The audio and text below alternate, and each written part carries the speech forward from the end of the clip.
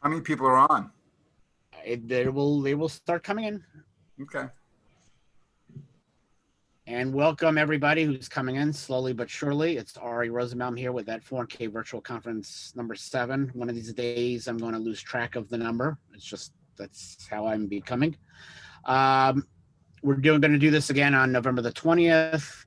Again, another Friday. And of course, for people who know, we got a national 2-day event in January that's obviously a lot longer. We got Walt Frazier on day 1. We got Dwight Gooden on day 2. The Retireaholics are probably going to be a part of it. So I'm still talking with them how we're going to arrange that because they got their own Zoom and they got my Zoom and how we're going to work it out all together. Sherry Fitz will be there doing marketing, which will be great. And, all the presenters here today will be there as well. So for anybody interested in signing up, we're still running that special just to sign up. No autographs, just signing up, attending a 2-day event. $20, 21 cents. Sign up by Thanksgiving. That's the deadline, and then it just will increase it a couple bucks. Just why we incentivize people to sign up early, so we could get going with it. And speaking about get going with it, let me share my screen, which is always my least favorite part of a Zoom session. And the reason I hate it is because the Zoom progress always puts in front of my people. See this? You guys see the slide, right? Play from start. Okay. Well, you're ready. Such a great introduction. Well, you're ready. Thanks, Ari. That was really heartfelt there. So Listen, I've gotten worse introductions in my life. Usually from family, but that's a whole nother story. So why don't you just go to the next slide, guys? Thanks for joining in, ladies and gentlemen. It's great. I'm going to be relatively short, about 25 minutes. So, and I just want to, really talk about what's happening in the landscape, what's going on, things you should be doing, giving you some ideas, call to action, a couple of things that I think it would be important for you to understand. So, go ahead, Ari. We're going to go right into it. So, I have to say, everyone in this over the last 5 or 6 months, 7 months here is, sort of been hunkered down, and we're all starting to come out of it. And I think people are just getting antsy and want to come out, but it's really changed how people think about investing. Everyone thought the market was going to fall apart, and here we are hitting all-time highs back on September 2nd. So I think it's pretty important to really start looking as an advisor. How is this affecting? What kind of advice can you give to your clients? And I'm going to look at a couple different points here. And the first one is, when you look at this graph here, this graph is basically telling you that how many people what percentage of the people change their investments. And and what's really interesting about this is, and this sort of guides you, so you sort of get an idea of who you should target when you're communicating with your plans. But if you look at the 35 to 44-year-olds, they're the ones who change the most. And I think it's sort of interesting. The ones who changed the least were the 55 plus crowd, because they've probably been through it before. So they're staying the course, and their kids are probably through college, and they're really more focused on focusing on their dreams than anything else. So sort of an interesting point for you to consider. Next slide, Ari. Interesting point for you to consider. Another thing that's sort of interesting is that you look at the people that, how long do they think they're going to be, working for? And this graph is sort of interesting because when the markets came down, I'm sure the study was done, a few months ago, and people are like, oh my goodness, the world's coming to an end. But what's very interesting, the demographic, the 45 to 54-year-old, who probably has kids in college and high school, and they're worrying about college expenses, they're the ones who think they're going to have to work longer. The older crowd, again, the 55 plus crowd is, just getting out of that, college age stuff.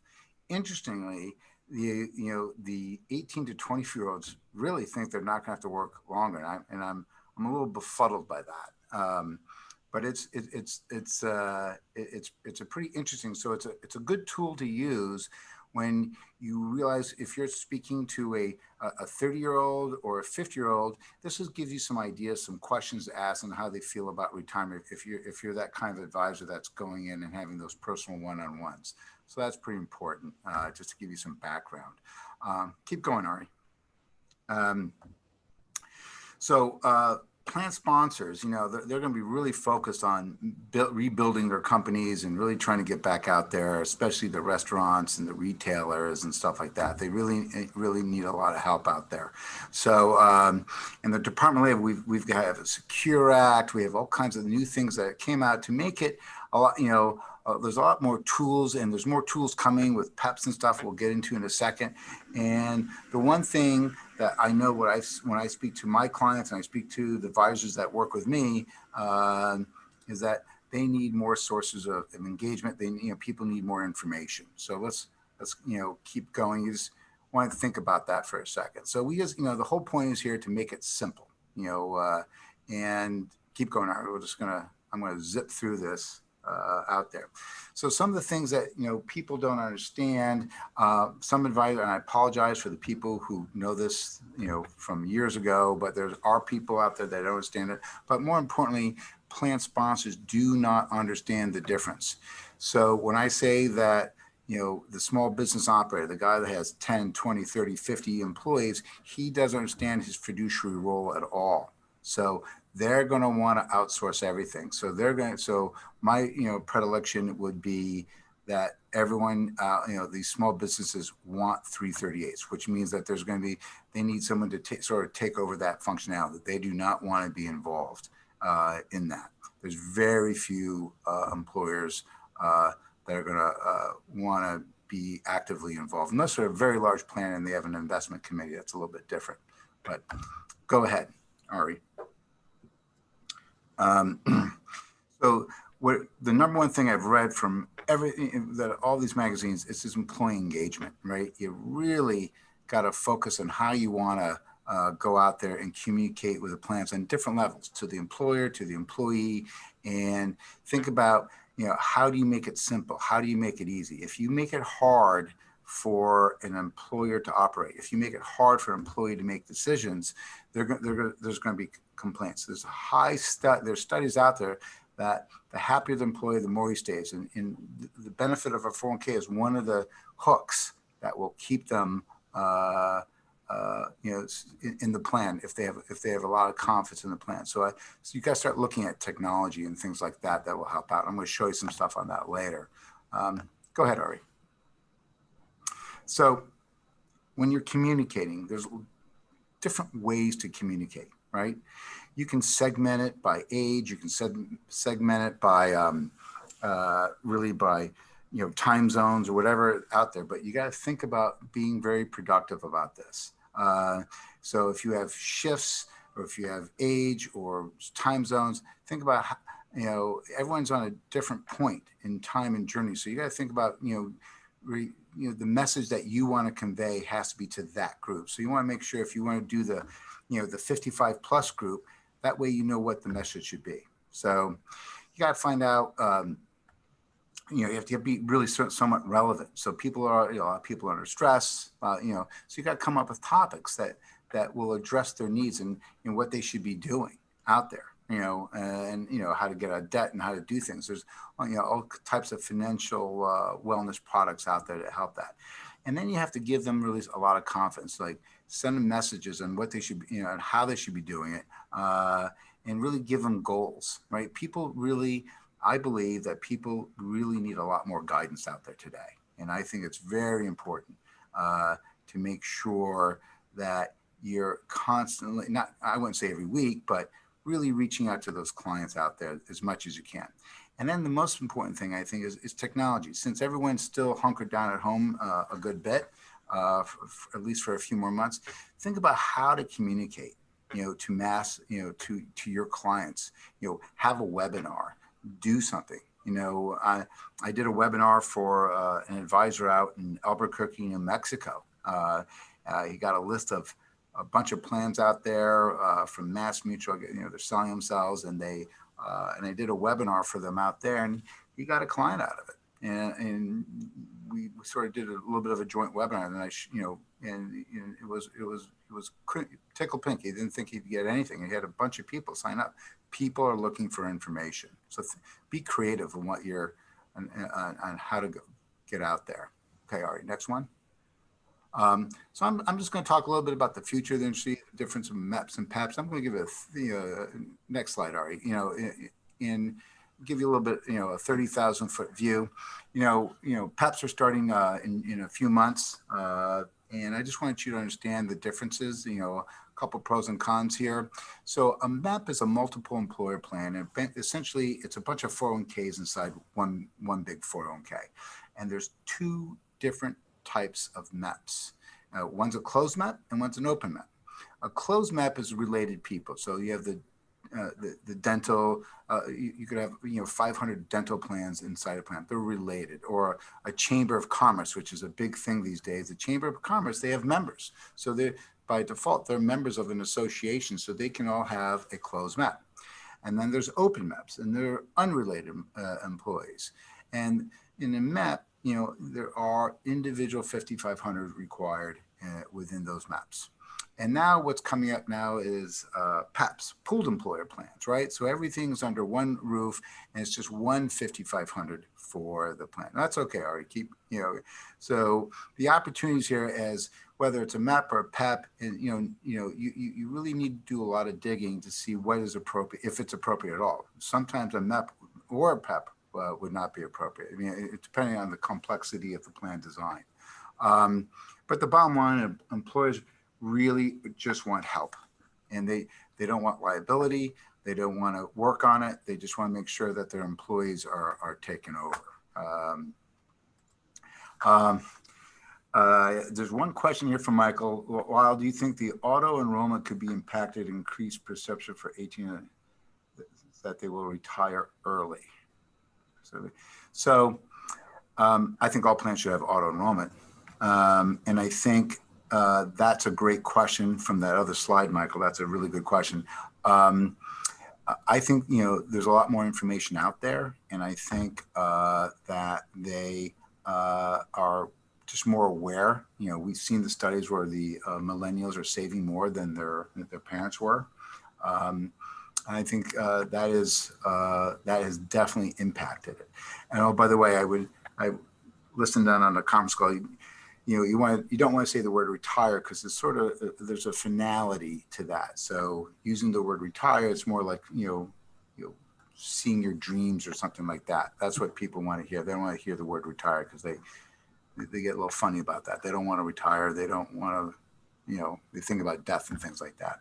So so people just want to be protected. So keep going, Ari. Okay. So go ahead, Ari. Just keep clicking on it. So here's a solution. So I just want to give you a little quick thing on who we are. Grant Group really, we started really with my partner was head of quantitative analytics at Sanford Bernstein. I was managing money at a firm called DLJ. We got very frustrated. We both ended up at Credit Suisse. We got very frustrated with all the self-dealing. So we created a firm originally just for some pretty wealthy families around the country, and just to do the right thing. We're really based on ethics and integrity. And so what that enables us to do is go out and get any private or public firm in the country for our clients. And so one of our clients about 10 years ago came to us and said, I want you to do for my employees what you do for me privately. And I said, absolutely not, because I didn't want to be compensated by the mutual fund. That would be a conflict. And when we figured out a way to get around that, and back in the old days, I had to call up the CFO of the fund and tell him that I needed the institutional shares to be in the fund lineup because I couldn't use any of the other shares because of the 12B1 and sub-TA fees. But a lot of that's all gone away 10 years later. So at the end of the day, we're going to provide that protection, and we have a real investment philosophy that we embed inside the IPS, and it really, the bottom line, it really makes for a very simple and successful 401k plan. But I want to keep going, Ari. Next one. Thank you. So I just want to give you a little overview. It's very important, when you're prospecting to make sure that they have an investment policy statement. And I think most investment policy statements do not include an investment process. The majority of them don't. So I think it's very important to have to make sure that's there. That's a good sales point to look for. ERISA attorneys like Jerry Schlichter look for this stuff. So make sure this is why he's winning all those lawsuits and why he's so wealthy. So we have an investment process, and I'm going to just share with you real quickly. We find managers who have less volatility without giving up the benchmark return. The funds who outperform on the downside in any long-term business cycle and perform in line on the upside will always have the best return against the benchmark. So we try to find lower vol, lower risk, better returns over a period of time. That doesn't happen every quarter or every month or every year, but over a business cycle, it certainly does. And the other thing I want you to look out for is index funds, right? So everyone wants low fees, low fees, low fees. But sometimes I wrote an article, and I've been asked to be a ERISA litigator witness on a case where they were using a brand name emerging markets index fund. And that emerging markets index fund is grossly underperformed the index. So sometimes you have to think about cheap sometimes will cause harm. You can't use fees as a defense. So I'd be very suspect about, when you look at, so I would, if I were you guys, I would look for emerging markets, fixed income, small cap and mid cap. If they're using an index funds, give me a call and I'll help you, give you the logic behind why or I could give you the logic how to help you close it and to make sure they're not being well served. They're actually going to be exposing themselves from a fiduciary standpoint. So go ahead, Ari. Next one. So the other thing that we do very simply that, every time we get, an advisor sends us a plan, there's usually 2 or 3 large cap value funds or large growth or whatever it is, and they're just overlapping. And the real problem this year is that, since this is the tale of 2 tapes this year, you got growth way up, 25%, and you got value way down 10, 11%. And so, so what happens with that, people don't really understand a lot, because if the participant sat there and chose the 3 large value funds and thought they were diversified, he's probably scratching his head why he's down 10 or 15% this year, while the S&P 500 is up and while the growth stocks are flying. So what we do is we put it's very important to have one manager per asset class, or one mutual fund per asset class. It's very important to do that, because you want to make sure that individual is gets diversification and not think he's being diversified, and not thinking that he's getting the diversification by getting 3 different value funds, and they're not labeled, right? So it's very important. Another thing we do to make things a little simpler for people is that we organize models, with no extra charge on them, because that would be a prohibitive transaction. And they're usually made up of the fund lineup to make it easy. So go ahead, Ari, next one. But we've learned over time, and this is where the engagement tool is that I was addressing earlier, that it's important for them to, Ari, once you open up the website, that most people are not paying attention or are not aware of all the benefits, and they don't know if they don't know how to allocate, and they couldn't even pick one of the 5 models. So Ari, I'm going to have you take that, launch the questionnaire to the far right there, and just, no, down below. Now I got to go back to I always hear, no, hold on, wait a second. Okay. So while you're doing that, so you can see Ari's name up there. So what we do for advisors is that we white label this site, and it's an engagement tool. It's mobile ready. And we put the advisor's name up there. Wow, you see the questionnaire? Yep. You're good to go. Start taking questions. So what we do for the advisors, we'll put their client up there. We'll put them up there. It's all good. And then so part of the engagement is really getting more of a personal touch in a very saturated world of all this fancy stuff. But here's the difference with our models, that we're putting in. There's no additional fee included, right? So they get this thing, they take a score and already got using 40% stocks and 60% bonds. And notice that we use the word stocks and bonds because people do not know what equities and fixed income mean. It's shocking. And so we create a password, a site for each individual plan that we're associated with. And so if they like that conservative balance, they go down to the bottom where it says participant login, and whoever the record keeper is, they log in, buy the model logged off, and what was just delivered. Or you didn't have to do that. You can just go back. That's just one of the record keepers. So if they log in, get the model, they just got a personal allocation solution, and there's no 30, 40, 50 basis points from financial engines and things like that. So it makes it's very simplified. So this is where the engagement comes in because of what happened here in the last 6 months. And we had this site built like years ago, years and years ago for our clients. But we put out quarterly education, quarterly commentaries, just pick on, special announcements when we think things. So pick on special announcements, Ari. And yeah, thank you. So you can see here, what to expect in a presidential era. So click read more. And we don't want to be political, and then select a language, on the top right-hand corner right there. Yeah. And so we're just giving people ideas of what to expect. And so that way, it might, allow give an idea to your clients' employees, right? Go back to English, Ari. We got it. I always find that fascinating. Having a good time with that, are you? So go to the About Us. So they read something that we write, right? And so because most advisors didn't really get in there, go to the About Us, Ari. The About Us. Very top, all the way up. Oh, there we go. There we go. Click on that, and there's a picture. Ari, take the cursor and go over your handsome picture there. That's click on my bar mitzvah picture, as I would jokingly say. Click on it. So what happens is there's a little bio bar, and then there's that little envelope right there. So if there is a question, and the guy's up at 11 or 12 o'clock at night, he clicks that envelope, sends you an email, and all of a sudden you've got a client that wants your help. So that is really turned out to be invaluable. I can't tell you how many emails advisors got and how many emails we got. And then what happens is if the advisor couldn't answer the question, the advisor calls us. And we help out the advisor as much as we can. So I got another question from Michael.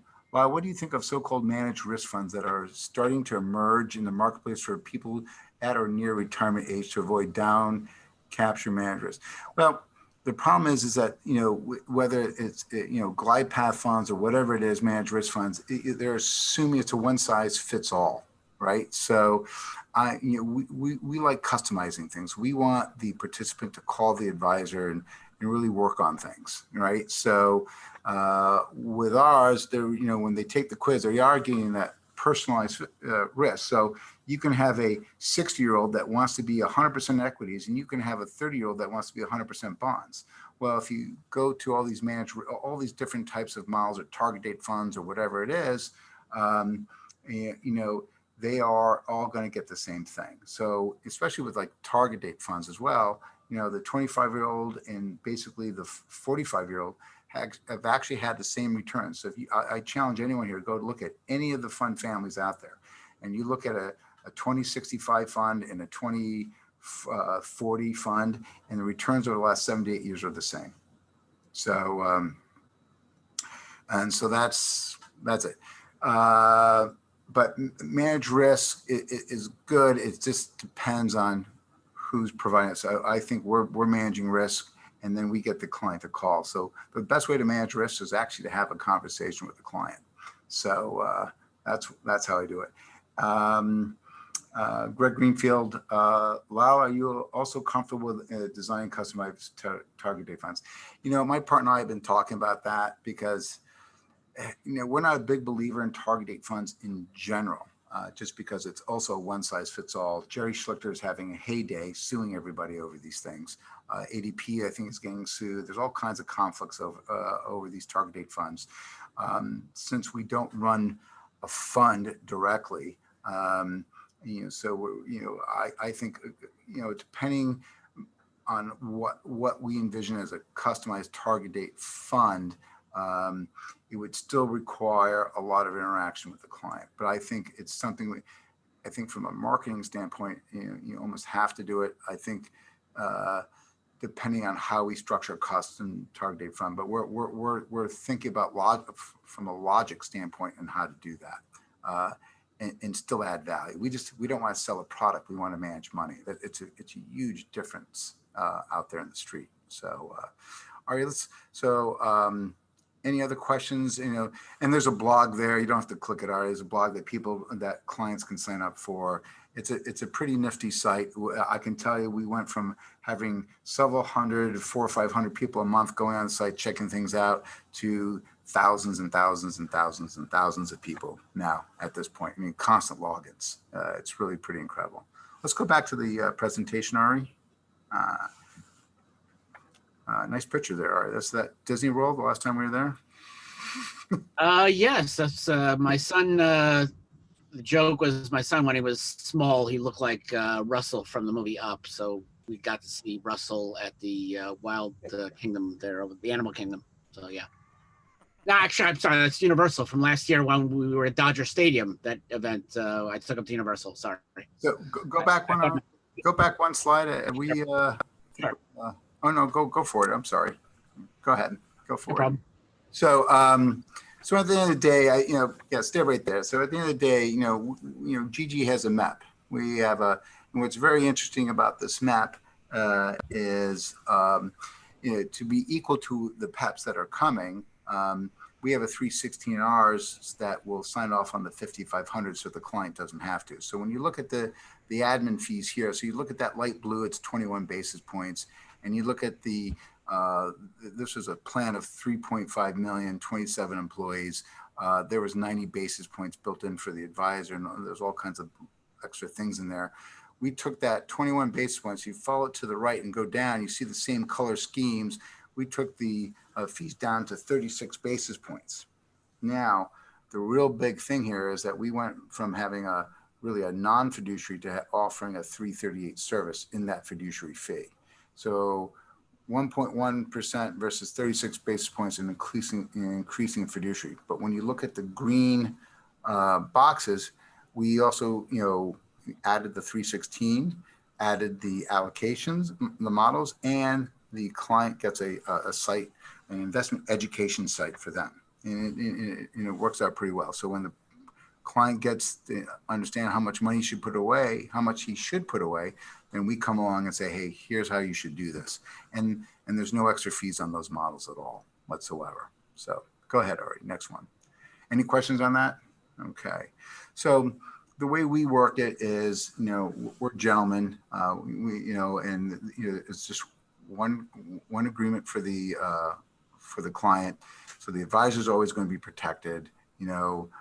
It gives you more time to, work harder to get more clients. There's more revenue, more employer protection, and it really simplifies the business. So I think a lot of advisors that I speak to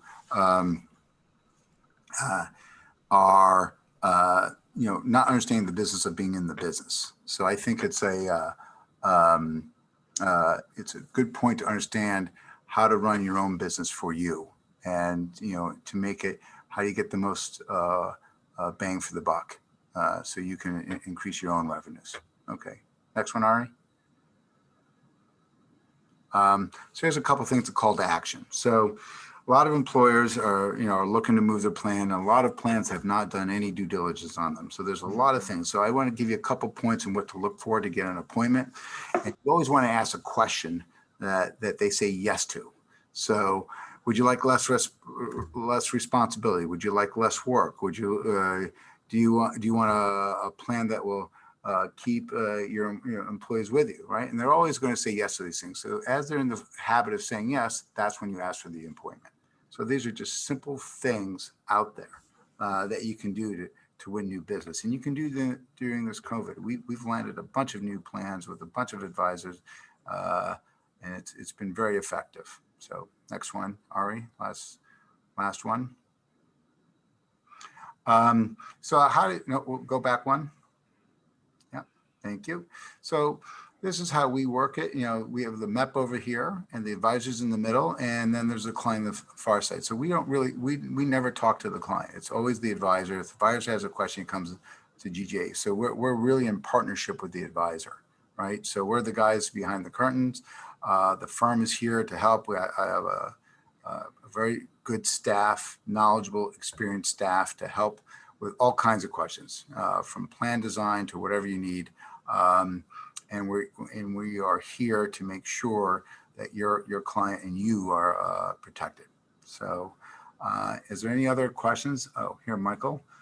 Michael, I can always count on you for questions. You're great. Now that we have PEPs, one would think that existing MEPs would band together into a PEP to increase scale. Any thoughts on doing this with the GGA MEP? And another excellent question, Mike. Yeah, we're most likely going to turn our PEP to a MEP. MEP to a PEP. Oh, yes, thanks. Down the road. But since we already have that 316, we're feeling that we're really sort of providing that functionality of not having to sign the 5500 because the 316 is doing it. But I think down the road, would we acquire, join, or merge or somebody that has a PEP and move ours in there? Yeah, that's a probability. So, any other questions? Great question. Well, ours is an open MEP. And I'm working on a very large Chamber of Commerce down in Florida as well. So, and that's it. So if anyone needs help, I'm very well versed in ERISA law. If you want to go to, I was just recently published in LexisNexis. I was actually published on Monday. I did a best practices note on QDIAs, whether you should use managed accounts, TDE, target date funds, or products like the balanced product as a QDIA. So I co-authored that with another ERISA attorney, but I encourage you to go out, seek it out, LexisNexis. It's a great honor for me because I'm just a lawyer on TV. I don't have a law degree like Ari. So, but that's the 9 yards. Any other questions? Greg's got a question. What kind of MEPs does GGA specialize in? Open association, etc. You said open MEP. Yeah, it's an open MEP, but we're totally capable of. If you want to create something or do something, I highly encourage you not to do it. There's too many coming out. A lot are going to fail. So you really need to have scale to do that. So. Okay. Lyle, appreciate you showing up here today. And our next presenter is going to be James Hollins. And good afternoon. Let me get I got to get the presentation up.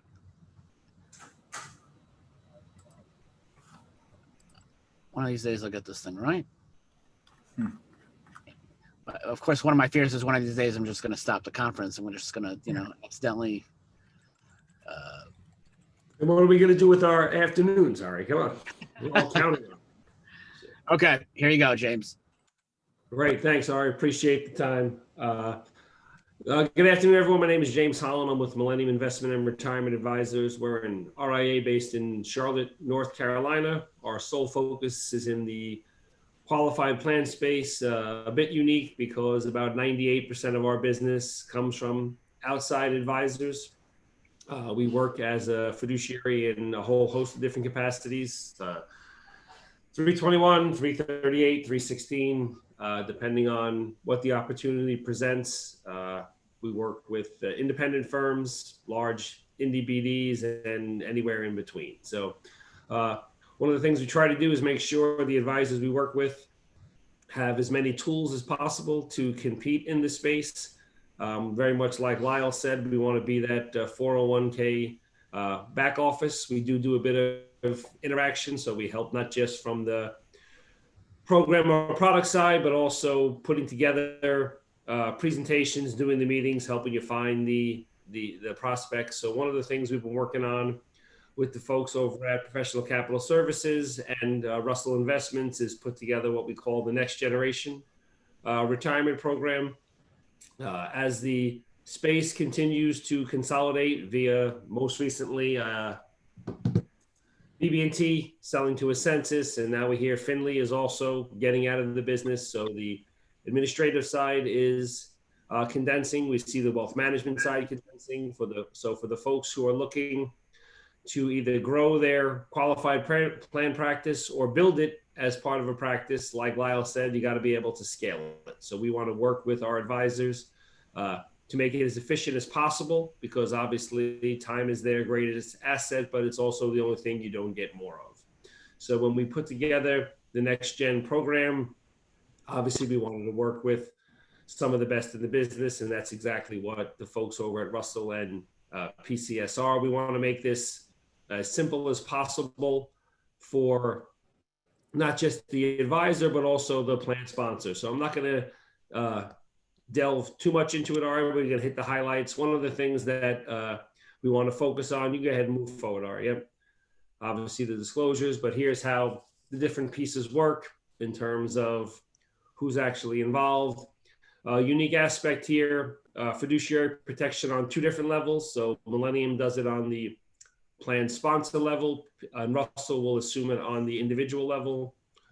One of the things we hear about from advisors is, again, they want to make sure that they're the contact for everyone, as far as, being that quarterback, but they also have to limit make the time the most efficient possible. So having these managed accounts as opposed to a target date fund or a custom target date fund, and we don't need to get into the debate. I think Mike and Lyle hit on a few good points. We find target date funds to be a little static, whether they're custom and or not. So having the managed account aspect gives a little more individually, addressing individually for each participant, but again, taking some of that burden off of the advisor.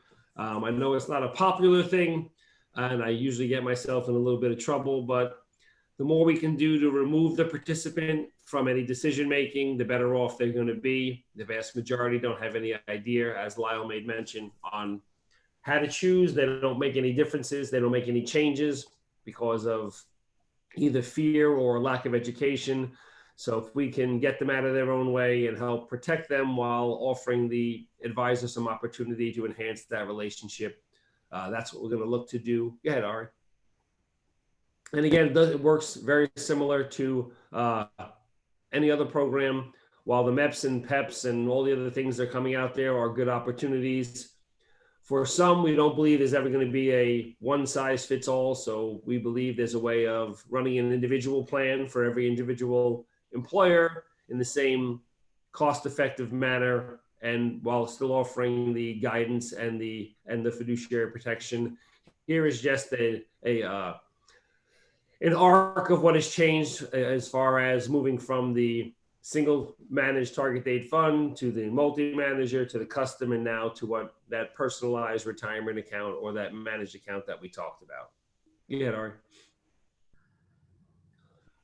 Again, how do we think it improves? We don't need to, get into the nuances here. What I want to hopefully do with my time today is give you a brief overview, but then kind of turn it over to the participants to either share with us some of the concerns they're having with growing the practice, or some of the ideas they might look for from a partner who can provide some of those solutions. So again, here covering the basic factors as far as how it improves on the target date side. Go ahead, Art. And again, for anyone interested, we can certainly get the folks at Russell to do a live demo for you. The site is very unique because it does create that customized portfolio. It has some nuances to it where, again, helps the participant determine if and when they're on track, if there's a gap, how they can go about closing the gap by either working longer, putting aside more money, but it allows them also to bring in outside assets into that equation. So if they have a spouse or significant other who has a 401k or a pension, or if they have an individual account somewhere else. So it is I like to joke, a passive aggressive way for the advisor to gather information about other assets, because they're using it in the context of the service they're providing, and then possibly have a discussion about why those assets are somewhere else besides with the current advisor. So go ahead, Ari. Again, it all runs through the PCS system, but it lets you know where they collect the data, which is again going to help determine how those personalized retirement accounts are put into place. And then allocation will be adapted from the lineup that's put into the plan via the 338 service that Millennium provides. Go ahead, Ari.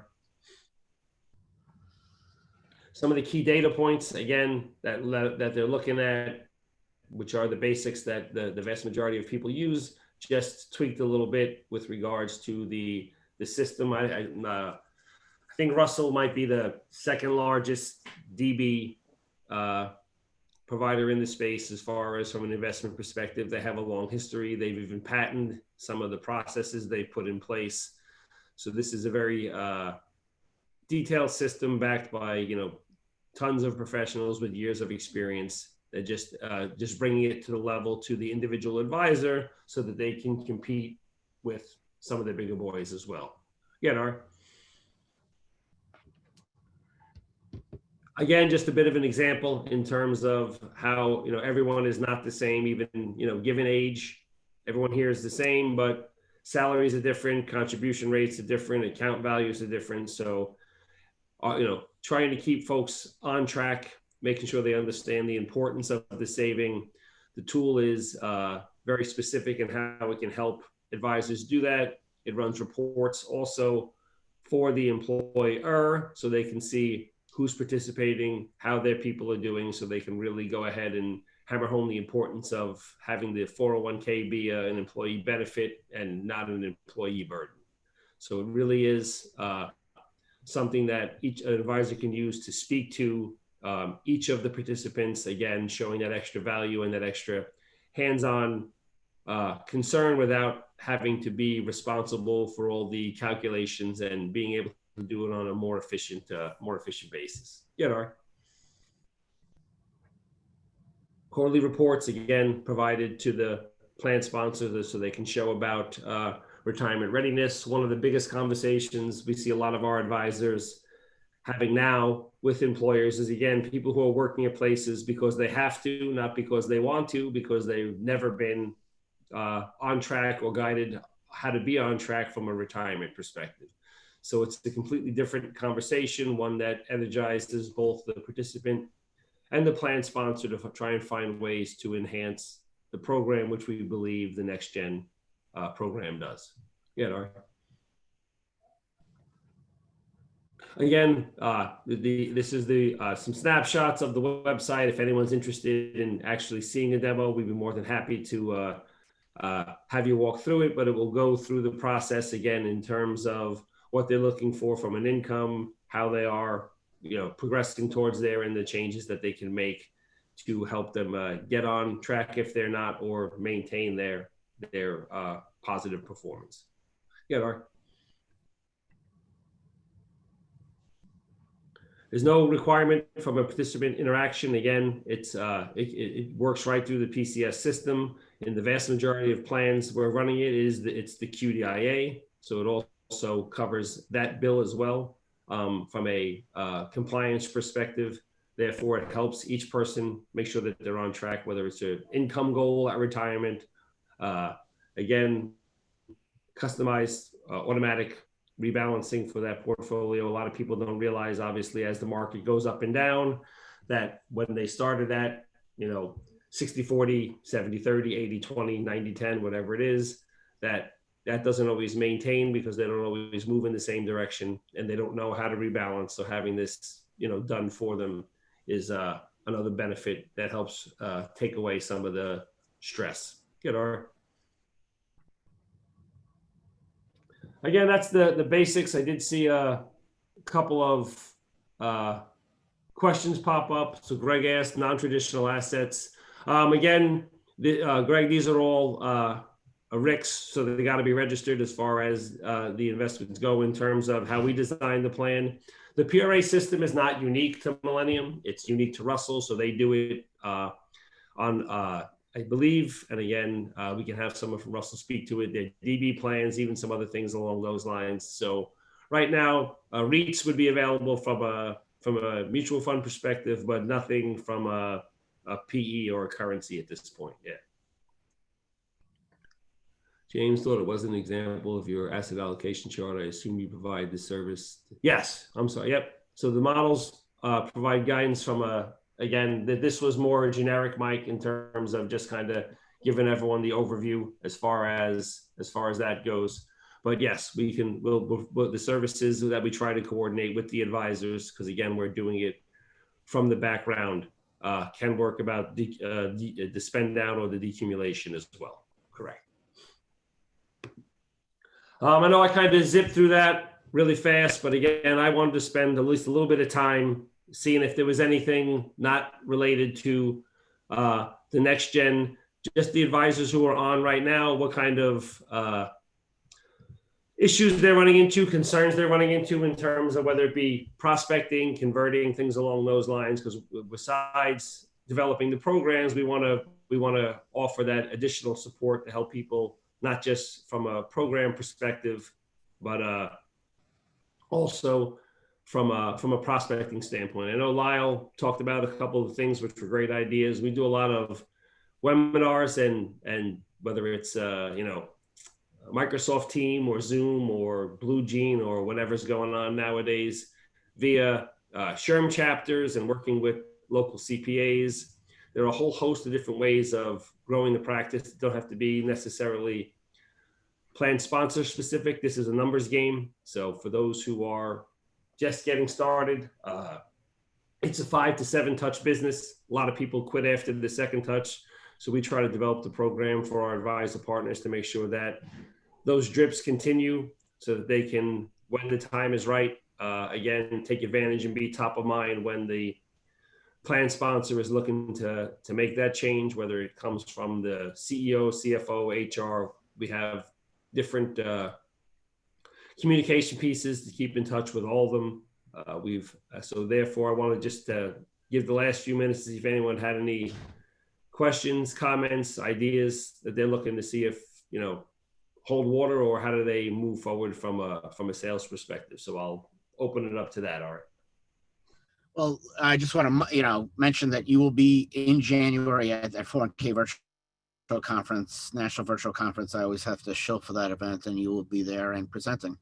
Yes, absolutely. Again, for them, and not that he needs the plug because he's the guy behind all this, but for the folks who might not know Ari, there's no better person, forget the ERISA experience, which is outstanding in the space, who's more advisor centric.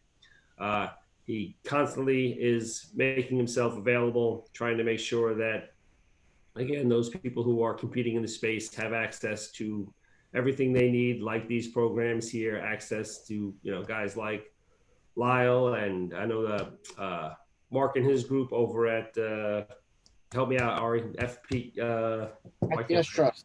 Yes, FPS Trust, in terms of when plans are terminating, HSAs, anything that comes out, he's making himself available and making sure the advisors have access. So if you are not, in contact on a regular basis with Ari, you're missing out, because you have a incredible resource. And unlike the vast majority in this space who do what he does, the clock doesn't start every time he picks up the phone. So he is far too gracious with his knowledge and his time. But I strongly encourage anyone on the meeting today to make sure they reach out and spend a few minutes, because he is a wealth of knowledge, and he knows anybody and everybody in the space. So he can probably, if he doesn't know it, he connects you with somebody who can. So I appreciate the time. And like I said, if anyone has any questions about, 401ks in general, how to practice, build, or the next gen, I'm happy to answer them.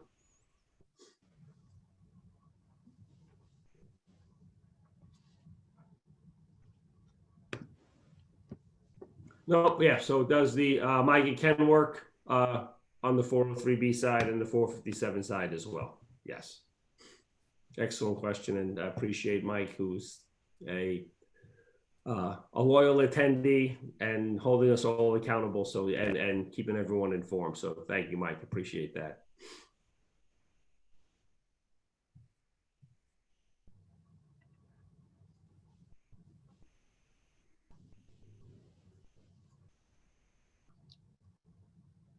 All right. Well, thanks, Ari. Again, appreciate everyone making the time. If anyone has any questions afterwards, again, our website is fix401k.com. And if not, obviously, Ari has all of our contact info, but I do appreciate you affording us a little time this afternoon. Okay. Thanks, Ari. Thank you as always. And our next presenters, Joe, did you get the remotes? Because I did allow you to. I'm just trying it now. Let's see. Okay. So Value Point, who I've worked with for quite some time. It's been, I think, at least 5 years, maybe now. I don't even remember. When you the older you get, the time you don't have a sense of time. So, like for example, Lyle said he's been in the 401k plan business for 10 years. He's been longer than that because I was at that law firm that I joke about all the time when I first met Lyle 11, 12 years ago. So it's always funny how people will forget about how long time is. So Joe, take it away. Thanks, Ari. Today, I'd like to talk about 401k market and unlocking it for small to medium-sized business market. I'm Joe Kerr. I'm the Vice President, CIO, and partner with Value Point Associates. My background is in public accounting and IT, and I have over 30 years experience in those areas in business. And we have Bill Oczynski, who's the president of Apollo Wealth Management. He is the financial advisory firm that we work with in Value Point, as well as working with other financial advisors. He's on the call today, available, but likely not to be talking very much because he just had some neck surgery and his voice is still recovering. So the opportunity we'd like to talk about is for financial advisors and third-party administrators. And I think it's a great fit for the speakers that we've had today and what we've been talking about. And that we're looking at something that it's a critical need, there's a high demand for it, and there's a large benefit. And it's really a win-win type of opportunity. And this is an opportunity for you as a financial advisor or as a third-party administrator to diversify your offerings into the 401k market, whether it's a MEP or a PEP, pooled plans or traditional single employer, or even direct cash balance plans. Not only can you diversify into this marketplace if you're not involved in it directly already, but you can better serve the individual wealth customers that you help and work with today. And you can better serve them for the ones particularly that own their own businesses and may not be taking advantage of a 401k plan in their business or would like to do it better as another way to defer income and savings, either as an employee of their own business or in the business feeding them tax deferred profits into their 401k plan. And for the individual customers and those employer owners, it also helps them with their business in recruiting and retaining great and valued employees. It's also another way for you to increase your prospect pool as you bring employers on, employees, they come into the plan, you talk with them about advice and working with them on the plan and answering their questions. But as somebody mentioned, I think it might've been James, saying that you also then are asking questions about their income and so on, and they may become personal individual clients of yours and be a way to grow your practice in that manner. The good news is VPA, we have established plans, we have benefits and full service already in production, and we're ready to serve you. It's easy, there's no cost to you at all, and we have high quality plans and benefits that are highly customizable that can accommodate the things that you want to do in your goals. So who's Value Point Associates? Value Point Associates, our mission is really to serve small to medium-sized companies, so 1 to 500 employees plus, and give them outstanding benefits at the best possible rates with excellent service. Our customers gain access to a full set of benefits, whether it's 401k, workers' comp, group and individual insurance, health, dental, vision, disability. Our goal is to provide a one-stop shop for employee benefits for employers. We serve financial advisors and third-party administrators, associations, and groups by giving them access to these plans and benefits and a full suite of services geared to their needs. Kind of like a back office operation where we provide all these services. We can white label these services. You get to be the financial advisor and do what you're best at, or the third-party administrator. We're highly integrated. We can white label these things, let you do what you're best at, and developing the client relationships, helping them, and really serving their needs, growing your practice. And we do the heavy lifting as far as the administrative and the operations and the client support.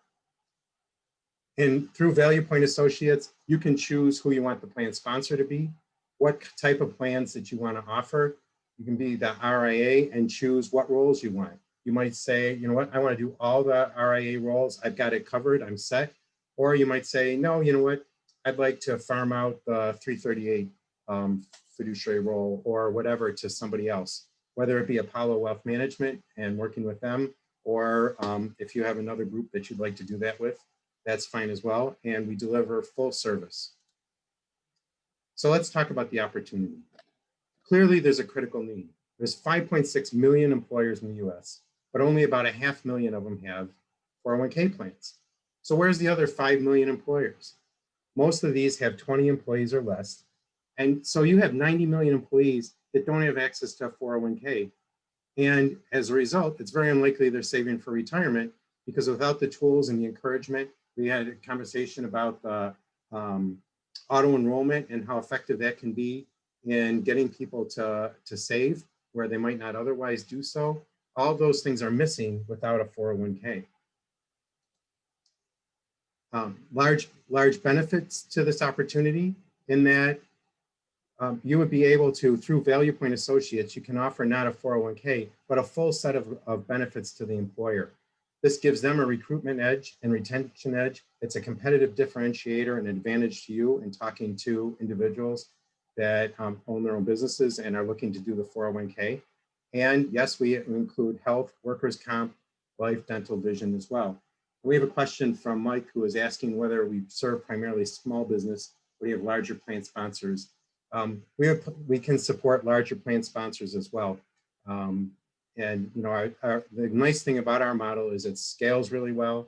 We have great infrastructure in place, great systems, great service. We use Oracle Cloud Infrastructure, so getting bigger is really not a problem for us. This is a high demand area, right? Our market research shows, and others' market research shows, that the employer priorities really are to offer health insurance and retirement plans to their employees. They want high quality benefits. They want fee and benefit transparency, which is hard to find. And they want low cost. And that's not just in dollars, but also in the administrative time and the amount of attention they have to put towards benefits and managing it, and their staff have to do it, and minimizing that cost. And they want it to be simple. The problem is, one of the problems is that employers want to know more about retirement and insurance benefits because they don't really understand this area. It's complex. It's not their area of specialty. It's not their area of focus. And so they do, but they do want to know more about it. They want to understand it, and they want to make good decisions. As far as the challenges go, the question is then, so why is this so difficult? Why is it so hard for them to get 401k retirement and insurance benefits? So the problem for small to medium-sized employers, 1 to 500 plus employees, are benefits are expensive, especially relative to the size of their organization. Larger providers, you know, the Fidelities and Schwabs and others, the bigger providers in the world, are not as interested in this market. And when employers go and look for benefits, whether it's retirement or insurance or whatever, it's hard for them to find something that's reasonable because the prices are high to make it profitable for the people providing those benefits. Administrative time is money, like I mentioned. You know, the amount of time it takes to make sure things are right, address problems. And as you know, 401ks are risky. You have ERISA personal fiduciary liability that's not protected by the corporate veil, doesn't protect the employer or the sponsor of the plan. And these things are complex. It's not straightforward. It's not simple. Whether it's the insurance or retirement, it's continually changing. So even if you get caught up, it's shifted again underneath you. And yet, these benefits are essential to employers.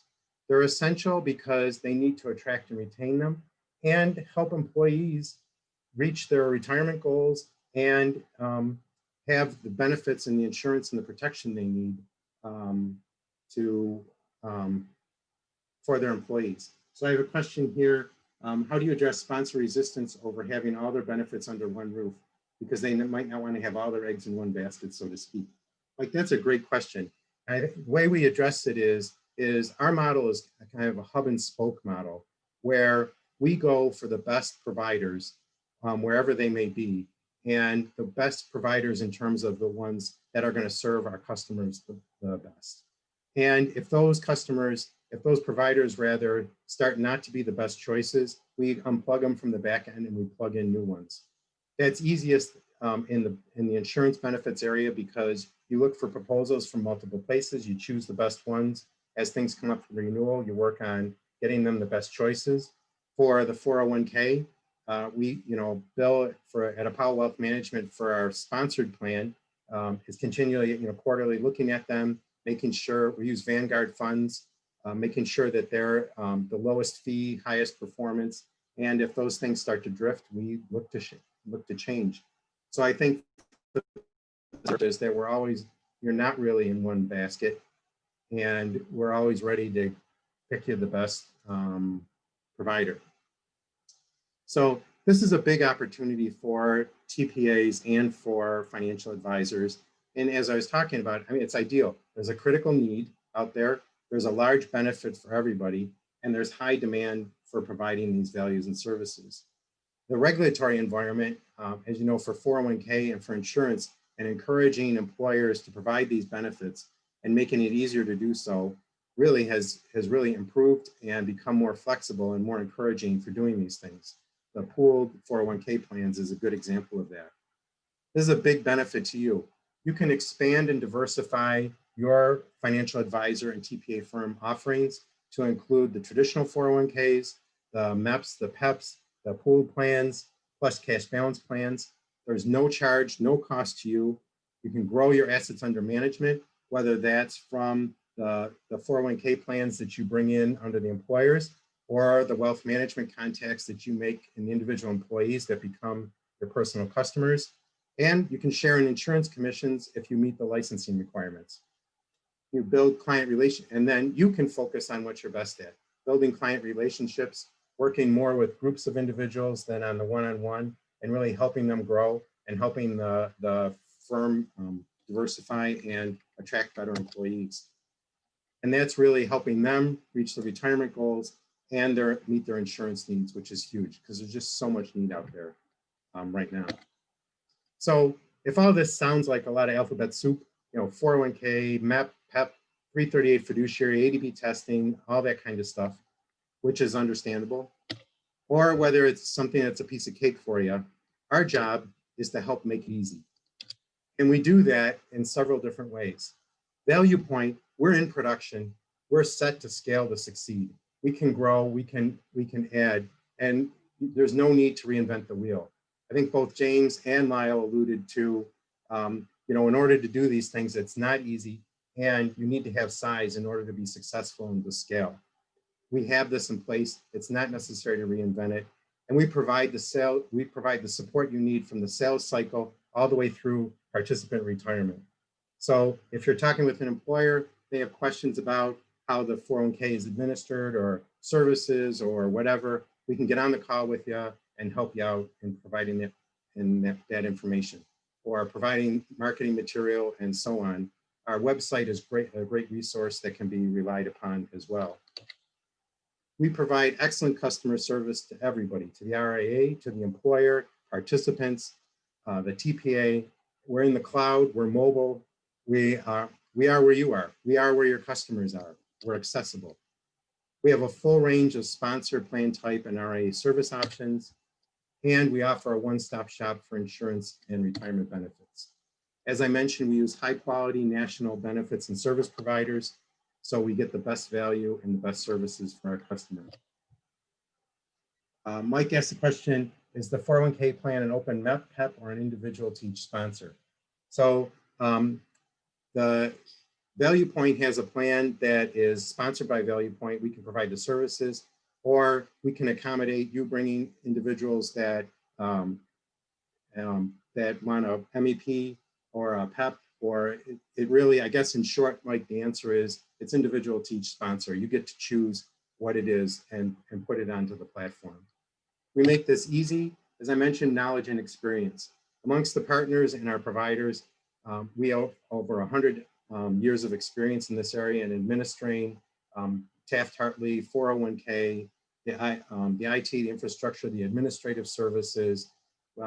We love working with RA for our ERISA attorney needs and things that we have. So, you know, we really have good knowledge and experience to bring to the table, so you don't have to get into the weeds, and we can help you out and everybody's successful together. We're highly automated and streamlined. We're customized to you. We automate all the way from, as we say, paycheck to retirement check. So we work with the employers and their payroll services. We automate pulling that information, distributing it to the third-party administrator, getting the funds transferred through the third-party administrator to the fund custodian, passing the information off to our web service center and the phone center. So all that's available. The participants and customers have one place to go to look up all their information, process transactions, and so on. We put the information to work for you. So we can do we do the individual plan designs with the employers, and based on that, we can do auto enrollments, the employee contributions, auto escalation, the reporting. We can give event-driven information. So as an advisor, you can know, okay, this pay period for these 4 employers, these are the individuals who were added. These are the people who left employment. These are the people who got pay increases, and I might want to talk about auto increasing their contributions. We have some sophisticated retirement calculation capability where they can make plans. So you can look and see who's on plan, who's off plan, talk to them about what their choices are and what their goals are. There's a lot of good, solid information. You think of all the information that we know, quote unquote, through this process that's available to make intelligent decisions and provide more customized services to your customers. As I mentioned, we use benefits and national providers, high quality ones. We have excellent customer service even after retirement. People don't have to leave the plan at retirement unless that's the choice of the sponsor that they want them to go, but we provide service through that time period. We provide administration and processing. We take care of all the onboarding, the regular ongoing processing during the payroll periods, and then we're payroll processing, the web service center, and the annual work. There's no cost to employers once minimums are met based on the fund balances. It's very affordable and very competitive participant costs. And we have competitive sponsor costs. We don't mark up any of the fees to the sponsors, like for the $5,500 or the audit costs. We'll facilitate that. We'll help get that done. They pay whatever the cost is for it. We don't make any money on that. Same with the plan design documents. So this is really a big opportunity for financial advisors and TPAs, where you can earn more advisory fees, grow your assets under management. You can share in commission revenue and insurance as long as you meet the licensing requirements. And you keep your customers. They're your customers. You work with them for their retirement planning, for their investment planning, for all the kinds of things that they need. And we just provide the full support behind you, white labeling it if you like, especially for the plan sponsor. Say an association wants to offer a 401k pool to their association members. We can put it up in their name and so on, and really just be the engine that makes it all work. So Mike had asked a question about plan sponsor and types. Plan sponsor, it could be an employer, association, or group, or an advisor. We even have one if you just want to refer it to us. Really, anybody who can legitimately be a plan sponsor can sponsor a plan through our services. As far as plan types go, the traditional 401k. So if you have a single employer who's looking for a 401k plan, they want to be their own sponsor, they can do that. Or if you have a pooled group, you can do that as well. Or directed cash balance plans, we can accommodate. As far as the advisor goes, you can provide all the advisory roles, or you might want to pick and choose which ones here that you want and either make an arrangement with Apollo to do the other ones, or if you want to work with somebody else in order to do that, that's fine too. So we talk about, administering these things and making the 401k plans work is a lot of work, and there's a lot of complexity to it.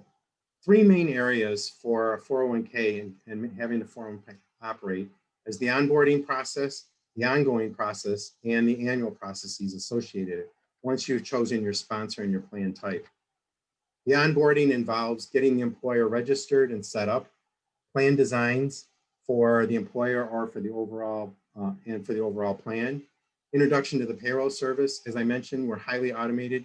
We want to work with the payroll service or with their payroll department to get electronic feeds occurring each payroll period for census and payroll information, so that can be drawn into our systems and processed.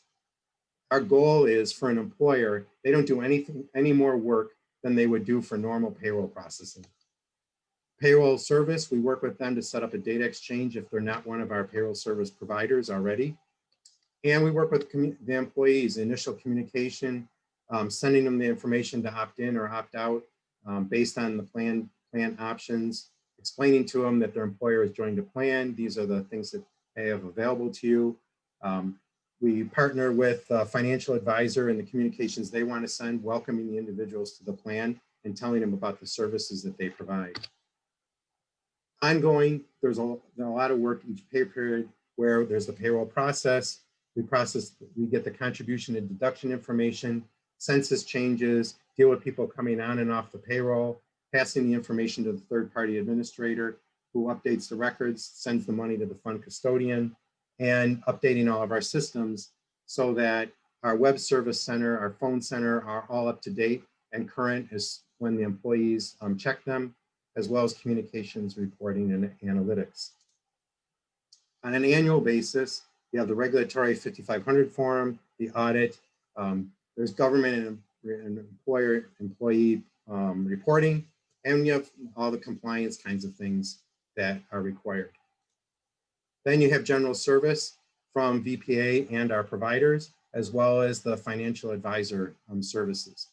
So, you look at this and I can see how this can be overwhelming and say, geez, there's a lot of work here in making the 401ks happen and a lot of opportunity for there to be issues, but at the same time to provide great service to everybody and make this as seamless as possible, which is what we do. Because the good news is with Value Point and our services, all of this that I just described is included in our services.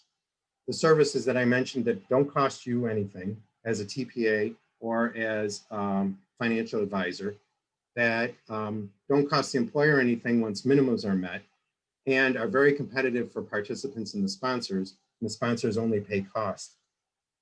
There's also the role for the financial advisor. You can choose to do everything, have Apollo do it, or have share with Apollo or share with another financial advisor in providing these services. We have premium services available as far as participant education and financial communication, and advanced compliance services if those are something that you would be interested in. So the difference with Value Point is we make it easy. The 401k and insurance experience you need working for you. We have the background, we have the experience, we're in production, we're doing this, we're ready to scale. We're streamlined, we're highly automated, we have enterprise class technology. Good news too for financial advisors is we're integrating with the top CRM packages, with Wealthbox, with Redtail, and we're working with Juncture. We have a proof of concept in place with Wealthbox and Redtail. So you'll be able to go in, if you use any of those CRM packages, you can go in and the contact information and so on will be updated in your CRM package as it is in the Value Point system. Or you go in the Value Point system, you'll be able to see the information from the CRM and really provide you a unified experience. We're in production, we're ready to go. Don't bother reinventing the wheel. We're a total solution from paycheck to retirement check. And there's really not a need to piecemeal a solution together. We're happy to work with you as a financial advisor with the TPA or with the financial advisory services firms. Our offerings are high quality. We use A-rated and nationally recognized providers: Vanguard, MetLife, United Healthcare, Broadridge Financial, Independent Health, the Blues. We've got really a good solution there for our providers. We have an individual benefit marketplace where individuals can go and get insurance for themselves and get the best available plans in their area. It's customized for them. We provide excellent services to our RIAs, our employers, and our participants. And like I mentioned, this is a big opportunity. You get to diversify. It's a full client solution, grow your AUM and fees. You can share in insurance commissions if licensing requirements are met. They're your customers, you keep them, you grow them, you provide great service to them. And we have an option, as I mentioned, for a BPA sponsored plan too, if you prefer to just have the referral fees. So with that, I'll stop and ask if there's any questions. We have a follow-up webinar coming on November 5th and 11th. The information is here. You can just email Mike Schifferly, who's our Director of Sales and Marketing, at this address, or give him a call. We also are happy to have an individual discussion and sessions with you and go over our services and how we can work together.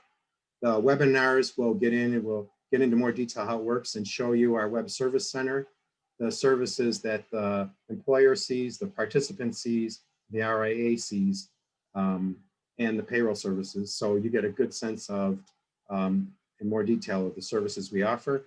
And you can also go to our website. The URL is right here for Value Point Associates Investment Professionals. And with that, let's see if there's any questions. Let's see. Okay, so let's see, we have, does Value Point offer 316, 321, and 338? Value Point itself does not do that, but we do it through a partnership with Apollo Wealth Management, who's the financial advisory firm, and they do offer those services, and you could work directly with them to work that out. Does Value Point act as a PPP? I'm sorry, what the PPP? I don't know what the PPP refers to. Ari, can you help me?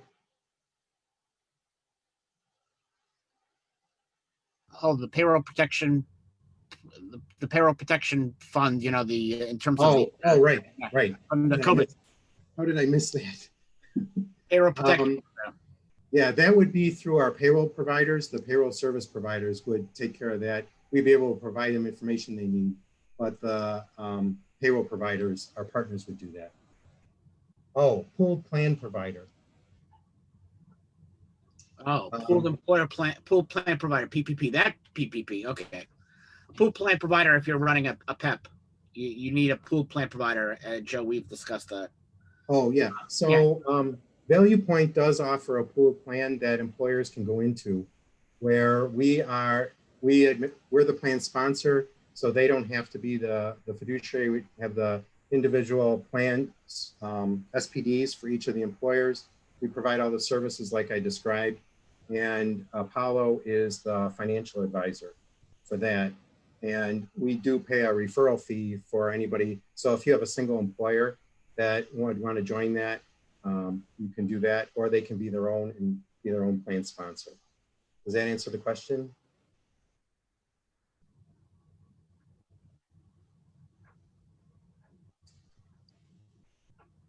So, okay, kind of.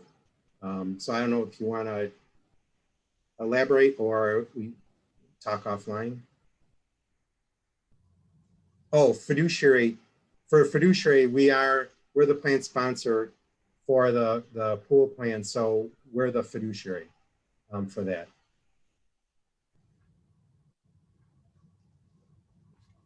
Okay. Do you have clients who use just your welfare and benefits, add to 401k, or is it all or nothing?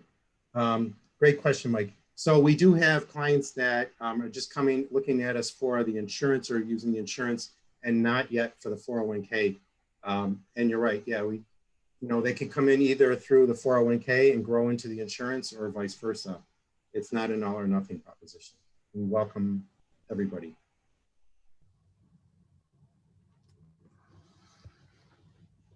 Any other questions?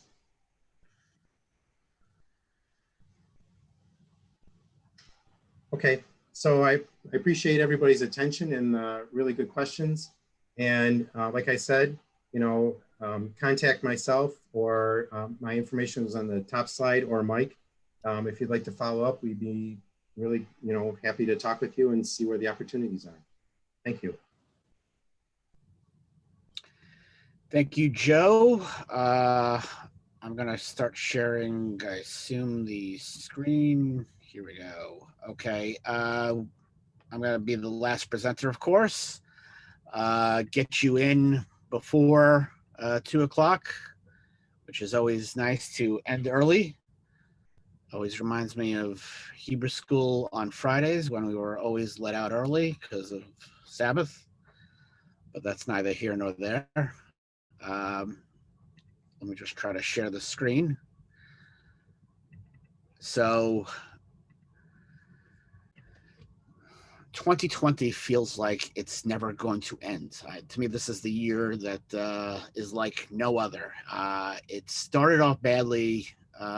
Really, I think to me, the death of Kobe Bryant, and it just got progressively worse.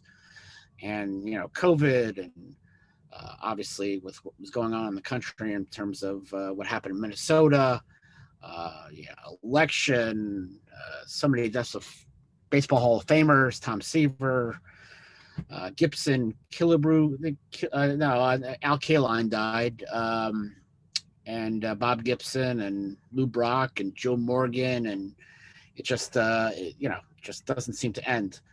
So, this is the year that for some reason, it's like a bad disaster movie. And of course, I've done presentations where I joke about bad disastrous movies. So I want to talk about The Swarm. I love the picture there where somebody just superimposed that giant killer bee. But yeah, The Swarm is one of my least favorite disaster movies. Just Michael Caine, between that and Beyond the Poseidon Adventure, he was battling 0 for 2 with that. So in this presentation, most of it, I'm going to shill for this national virtual conference in January because we're only, 3 months away, less than 3 months away. My opinions are my opinions. And I say that because years ago, I would say something on LinkedIn and people get offended. I would say, still to this day, every year where I say, you know what, I don't think that you should use your payroll provider as your third-party administration firm. That's my opinion. My opinions are just based on my experiences as an risk attorney, as somebody who worked 9 years for TPAs, as somebody who worked in a law firm, as somebody who's dealt with clients with far-reaching and problems. And of course, my opinions are not foolproof. Obviously, somebody who works for a payroll provider TPA thinks that they do a wonderful job because that's their experience. And of course, my opinions aren't, necessarily foolproof. I thought Amazon selling stuff beyond books, music, and movies were bad. I could have bought Amazon in 2000 at $16 a share, and I didn't because I thought they were going to go under. So I own it now at about, $3,000 plus a share, but that's a whole nother story. So obviously, COVID didn't end with the summer. COVID didn't end after 6 weeks as I thought it might. So we're still seeing the impact of it. And of course, COVID distributions are obviously still a thing. The loans have stopped, but we have up until the end of the year. There is obviously planned terminations are still becoming a thing because still with the restrictions, for example, here in New York, movie theaters finally reopened, except in New York City. I think a lot of these movie companies, movie theaters like AMC or Regal or whatnot, they will probably be in bankruptcy. There are other businesses, restaurants in New York City, still 25% capacity. There was a reference last night, and we're talking about plexiglass in restaurants. And I want to say, as somebody who's eaten at a restaurant in New York City and in Long Island, there is no plexiglass in the restaurants. I don't know what that was all about, but we still see the negative impact of COVID on businesses, and obviously planned terminations, partial terminations are still a big deal. Partial terminations, of course, for those who don't know, it's a fact-specific issue. I have a client right now going through a plan audit, And one of the issues obviously was part of a partial termination. They had sold off um, a women's suit line where there are partial terminations. And of course, there were terminations as a result of COVID. So partial terminations are always a problem, especially because we have to vest the employer contributions for those affected participants. We have to determine when the partial termination took place. It's all facts and circumstances. Obviously, there's some businesses where there is always a tendency, a seasonal business where there is a release of employees and a rehire. And of course, there may be further COVID relief in retirement plan laws. I don't know what's going to happen. Obviously there's still discussions of more relief for individuals. Looks like it's going to happen after the election, but we never know what's going to be next. And of course, even with a COVID vaccine, I still think that there are going to be really strong changes in this business that are going to be leftovers from the legacy that COVID has brought us. I'd like to go back to live events. I was going to have a live event I had scheduled for live events in April, May, and June. We were going to have one in Las Vegas for December. I booked the date. It's not going to happen. Unfortunately, I knew it was going to happen when somebody who sponsors a lot of the events said their outside travel isn't approved until April. Maybe we'll start live events in April. Maybe we won't. I don't know. But, that's just my events. I really believe that there will certainly be a cutback in travel in the future for some of these national events. Obviously Napa and FI360, they'll be okay. Some of the other ones, they may not be okay. That's why it was easier for me to take my national event, move it early to January, and then do it virtual, because you can't plan and hope to have an event in the spring and hope people will show up and that everything will be back to normal, even with a vaccine. Because of course, even with a vaccine, there'll be some time before it's rolled out to everybody. And of course, there are people who don't want to take it, but that's another thing. And I really believe that Zoom is here to stay. Forget about conferences, enrollment meetings. I think a lot of plan providers, especially advisors and TPAs, have realized, I won't say that they wasted so much time on travel, but they wasted so much time on travel. When you are a plan provider in New York and you have clients in California, sometimes the stay in the airport feels longer than the airplane ride. So much is lost to travel. And since I believe that Zoom has really shown to be really an effective tool, I mean, here we are, this is the 7th conference, and people still attend, which is great. I really believe that after all is said and done, there will still be plan providers that are cut back on in-person enrollment meetings. And the fact of the matter is that companies that we see today, they've realized that working from home isn't such a bad thing. When I started out 20 years ago, I never worked at home. There was no access to the network. It was something foreign that you didn't understand. And of course, we used to joke about the people who used to work from home 2 days a week. They'd never really worked from home. I remember years ago, the first TPA shop I worked at, there was this one person who was in charge of compliance, and she was out 2 days a week. And I think one of the coworkers saw her on the streets of Manhattan, and she was obviously not working from home. But now, because of what happened with COVID, people really are working from home.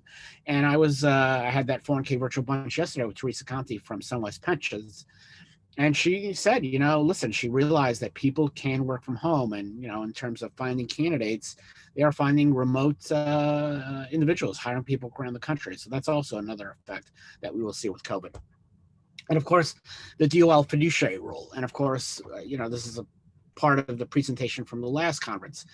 I still think this is an interesting issue. The election's coming up. We're less than 2 weeks away. The effective date of any proposed rule is going to take place next year.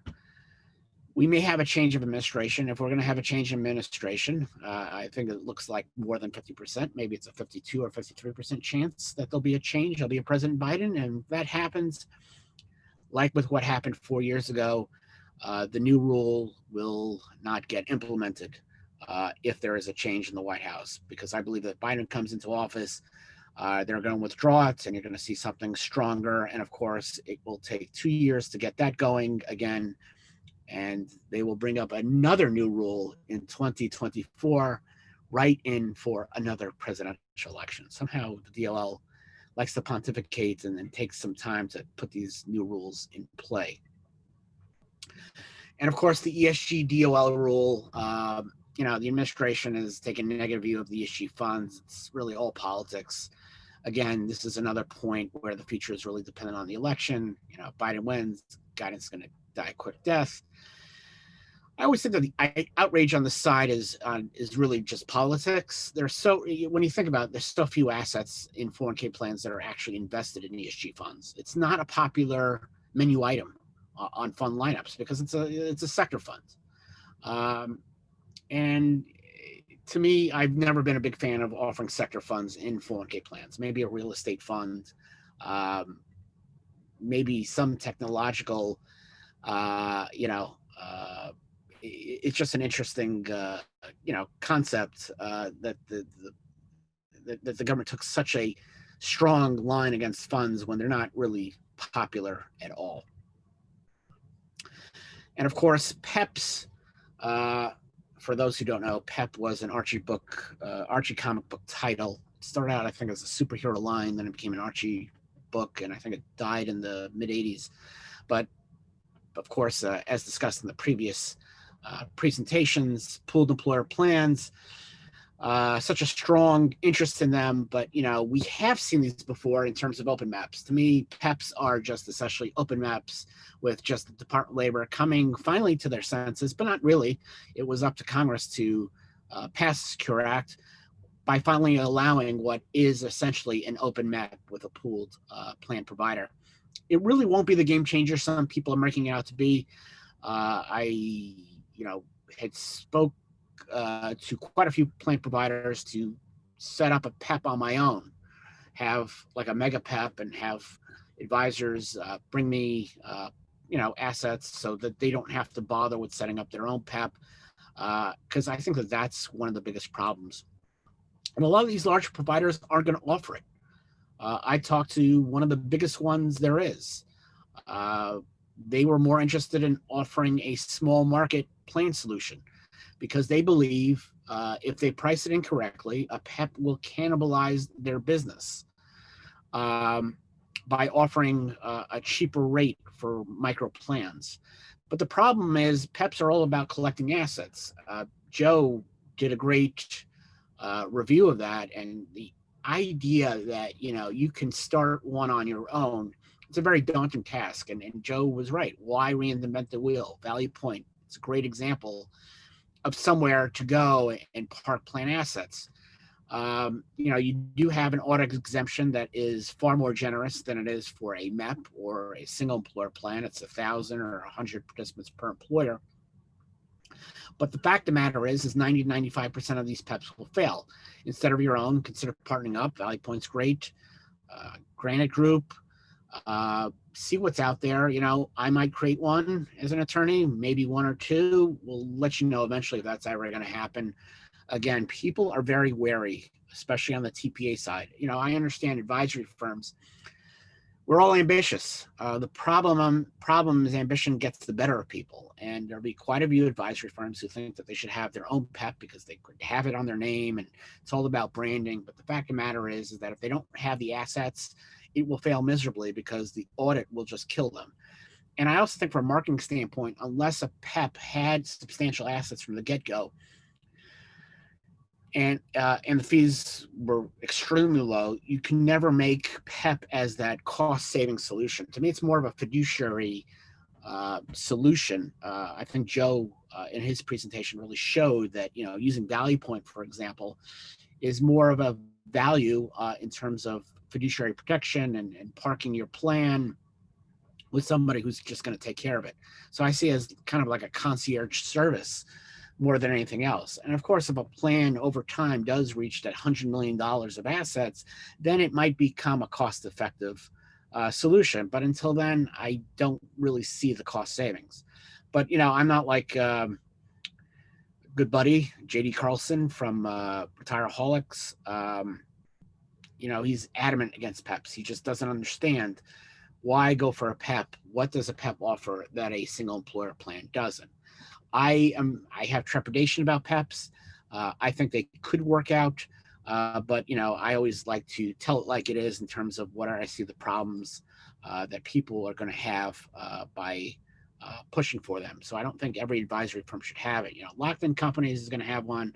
Well, they got the advisors to do it. Commonwealth will have one. Anybody who has got a big group of advisors, it's all about distribution. And unless you have distribution, you're just this RIA on your own, you're one office, I don't think that you're just going to get the assets in order to really fully support a PEP. Some other considerations, litigation is always going to be there. Right now, MEPs or PEO plans are now becoming huge targets. My friends at Integra just got sued on one of their MEPs. They always had that expression in the 2008 meltdown, you're too big to fail. Now, when you're big, you get sued. When you're big enough to get sued, I guess, is when it comes to retirement plans. And Integra, one of their MEPs is quite big. The PEO plans, they're very easy to be targets. Obviously mutual fund companies with their own proprietary products in their plan, it's like shooting fish in a barrel. It's just a target. You're big enough, you're going to be targeted. Smaller plans, of course, not such a big target. There's no money in it. And of course, the shell case is participant data, plan asset. And you see what's a lot of litigation. A lot of litigators are getting very, very sloppy in terms of what they allege and what they know. And quite honestly, they fill out complaints where they just assume plans are costly. Jerry Schlichter made a big boo-boo on one of these cases where he just got hit with a substantial, was 1.5 million in terms of a sanction because he proffered a witness that was improper, did not actually push for the situation. But funny was, it wasn't even an ERISA plan. It dealt with more with investments. So it was interesting that, again, ERISA litigators, a lot of them are very good and a lot of them are very, very sloppy. So just saying that somebody is expensive isn't, somebody saying that a plan is expensive, a lot of courts are going to say that that is not going to be sufficient. You're actually going to have to show that there was actually fiduciary breach. And we've seen that in a lot of the cases that have been thrown out of court. Of course, many advisors, TPAs, and collect clients from COVID. That's obviously times to pounce. The market may still be volatile, especially with the election. If it goes certainly one way with President Biden, the markets may react negatively. I don't know, maybe it will. And of course, many plan sponsors haven't heard from their provider since March. Obviously, consolidation is still a big thing. We saw some huge purchases of late, Empower with Mass Mutual. Bigger plan providers are obviously looking for acquisitions. RA bundlers are starting, probably might be the sign that this is the time to buy out RA firms. So it's a big deal. And of course, we're going to start with the restatement process for plans, 2-year process to restate plan documents. And it always reminds me of the joke. My favorite professor in law school was a guy by the name of Bernie Corr.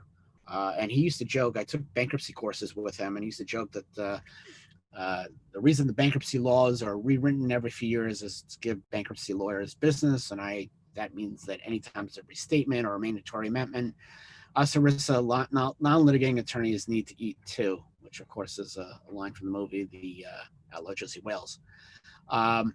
That 401k National Virtual Conference, I got to shill. Listen, it's got to run these events. I got to pay for Walt and Doc Gooden.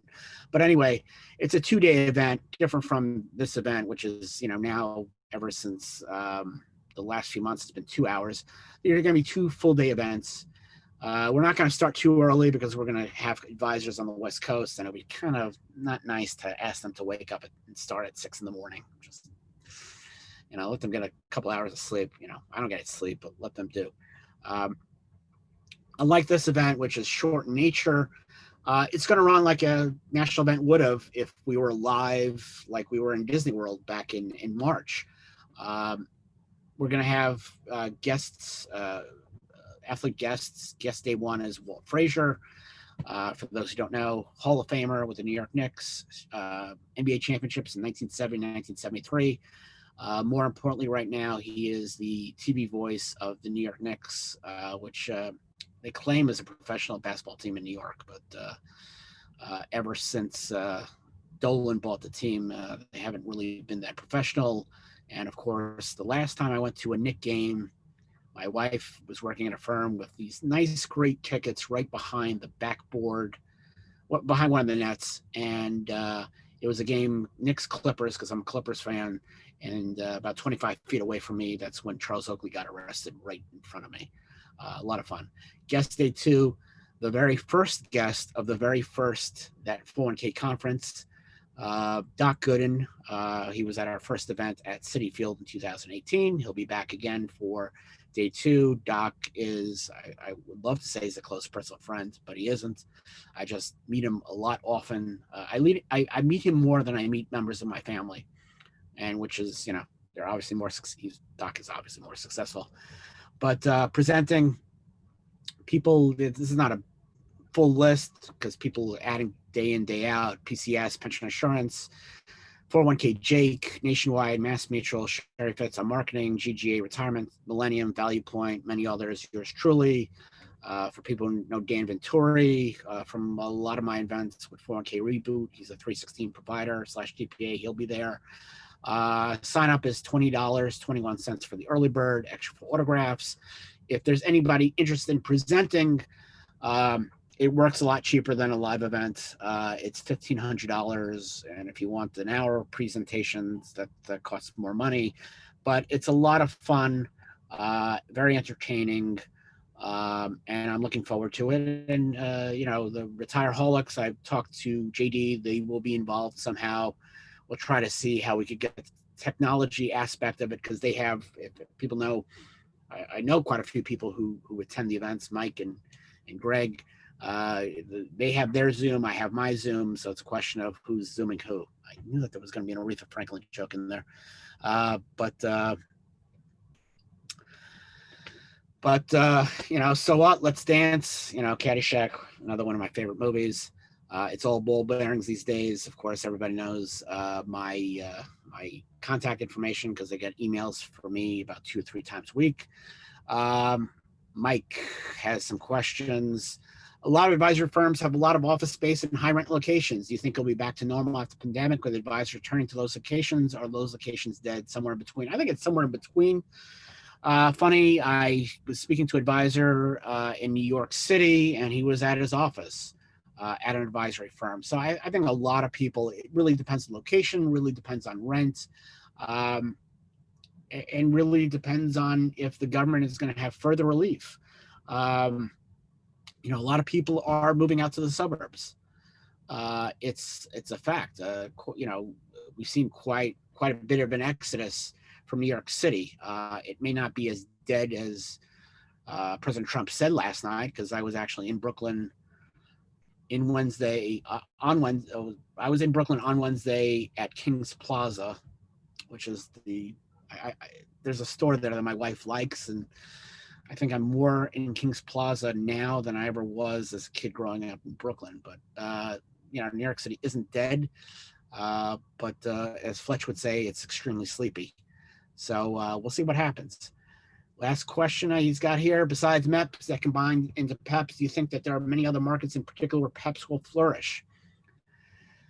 The PEPs will flourish where I think it'll be a kind of like a bundled solution for associations. So it could be like an amalgamation of associations.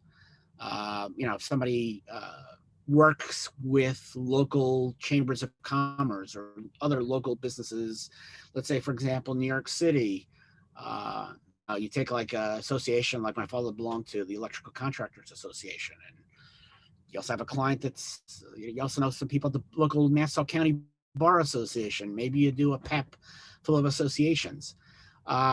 What the beauty of PEPs is that I think the growth market is obviously successful MEPs that can turn into PEPs.